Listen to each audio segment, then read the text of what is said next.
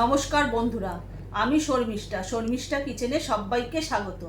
আজকে আমি আপনাদের সঙ্গে একটা দারুণ স্বাদের রেসিপি শেয়ার করব। আমের আচার। চলুন দেখে নিই কীভাবে বানাই। আর ভিডিওটা আপনারা প্রথম থেকে শেষ পর্যন্ত অবশ্যই দেখবেন। আর আচারটা হবে টক ঝাল মিষ্টি, একদম দারুণ স্বাদের একটা আচার। চলুন দেখে নিই। আমের মিষ্টি আচারের জন্য এখানে আমগুলোকে আমি কেটে নিয়েছি, এইভাবে টুকরো করে নিয়েছি। কেন আমের আটি হয়ে গেছে তো এর জন্য আর আটি সমেত কাটা গেল না লম্বা লম্বা করে, তার জন্য আমি এইভাবেই কেটে নিয়েছি। আর এই আমের আচারের জন্য আমি একটা ভাজা মশলা তৈরি করে নেবো, তার জন্য এখানে নিয়েছি মৌরি, এখানে আছে গোটা জিরায়, এখানে আছে 3টে শুকনো লঙ্কা, তেজপাতা। আমি গ্যাসটা ধরিয়ে দিয়ে কড়াইটা বসিয়ে নিয়েছি। এবার কড়াইটাকে একটু গরম করে এই যে ভাজা মশলার জন্য যে মশলাগুলো নিয়েছি সেগুলো আমি কড়াইতে দিয়ে দেবো। দিয়ে এগুলোকে একটু ভালো করে ভেজে নেব। এবার আমি মশলাটাকে ভালো করে ভেজে নেব।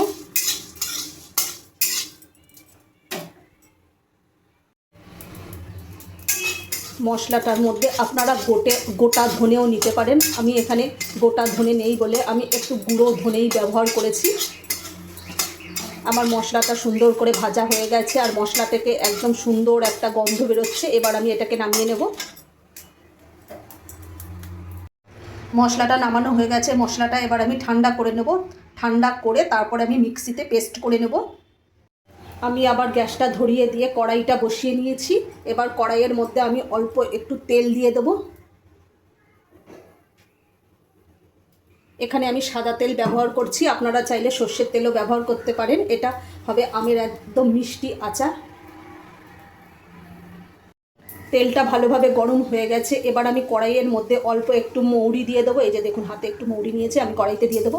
মৌরিটা একটু ভেজে নেব। এবার আমি যে আমগুলো কেটে রেখে দিয়েছিলাম সেটা আমি কড়াইতে দিয়ে দেবো। আমের মধ্যে আমি এবার একটু স্বাদ মতো নুন দিয়ে দেবো। নুন দিয়ে আমটাকে ভালোভাবে ভেজে নেব।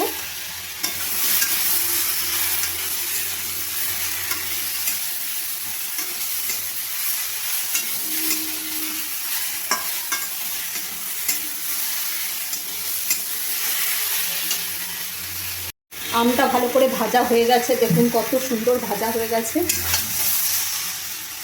এবার আমি আমের মধ্যে জল দিয়ে দেবো।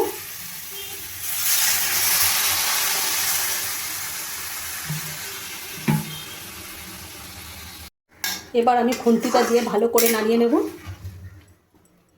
সব আমগুলোকে আমি জলের মধ্যে ঢুকিয়ে দিলাম, তাহলে সেদ্ধ হয়ে যাবে। এর মধ্যে আমি কোনো হলুদ ব্যবহার করিনি, আপনারা চাইলে হলুদও ব্যবহার করতে পারেন। এর মধ্যে আমি এবার চিনি দিয়ে দেবো। এখানে আমি চিনি নিয়েছি। মিষ্টিটা আপনারা আপনাদের পছন্দ মতো দেবেন। যেহেতু মিষ্টি আচারের জন্য একটু মিষ্টি মিষ্টি তো হতেই হবে, একটু টকও হবে, একটু ঝাল ঝালও হবে, তাহলে খেতে খুব ভালো লাগবে।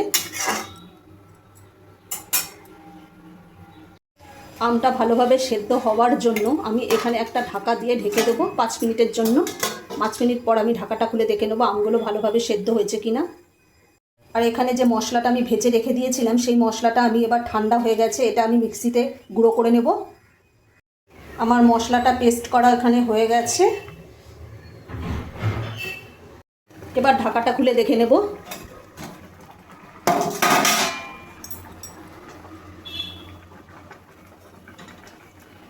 আমগুলো ভালোভাবে সেদ্ধ হয়ে গেছে। আর আপনারা এই আচারে যেরকম মিষ্টি খেতে পছন্দ করেন সেইভাবেই মিষ্টিটা দেবেন। আর এখানে যে আমের মধ্যে যে জলটা আছে এটাকে একদম আমি শুকনো করে নেব, একদম শুকিয়ে নেব, তাহলে মিষ্টিটাও আরও খেতে ভালো লাগবে, আচারটাও খেতে খুব ভালো লাগবে। এখানে যে আমি ভাজা মশলাটা করে রেখে দিয়েছিলাম তার একটা যা সুন্দর গন্ধ বেরোচ্ছে, এই গন্ধটা চারিদিকে একেবারে ময়ময় করছে। এবার এটাই আমের একদম টেস্টটাই পাল্টে দেবে। এবার দেখুন আমি এই মশলাটা আমের এই চাটনিটার মধ্যে দিয়ে দেবো, আচারের মধ্যে, যাই বলুন চাটনি বলুন আচার বলুন। এটা আমি ভালো করে মিক্সড করে নেব।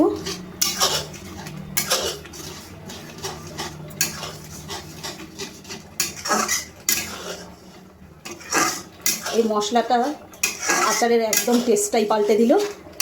একদম অসাধারণ এর একটা টেস্ট। আর এর যা গন্ধ বেরোচ্ছে, চারিদিকে একেবারে ময়ময় করছে। দেখুন কত সুন্দর হয়েছে, এটা খেতে তাহলে কত সুন্দর হবে। আর মিষ্টিটা আপনারা অবশ্যই আপনাদের পছন্দ মতো দেবেন, কেন মিষ্টি আচার যেহেতু, মিষ্টিটা অনেকেই বেশি মিষ্টি পছন্দ করে, আবার একটু কেউ টক টক বেশি পছন্দ করেন, সেই জন্য আপনারা আপনাদের পছন্দ মতনই দেবেন। আমের এই মিষ্টি আচারটা একেবারে তৈরি হয়ে গেছে, এবার আমি নামিয়ে নেব। দেখুন কত সুন্দর হয়েছে। আমের এই মিষ্টি আচার একেবারে রেডি। আর আপনারা একবার এইভাবে বাড়িতে বানিয়ে খেয়ে দেখবেন। আর এইভাবে বাড়িতে বানিয়ে আপনারা রেখেও দিতে পারবেন, অনেক দিন ধরে বসে খেতে পারবেন, একদম অসাধারণ। তা চটপট আপনারা এইভাবে একবার অবশ্যই বাড়িতে বানিয়ে খেয়ে দেখুন। রেসিপিটা ভালো লাগলে লাইক, কমেন্ট, শেয়ার এবং সাবস্ক্রাইব করতে ভুলবেন না।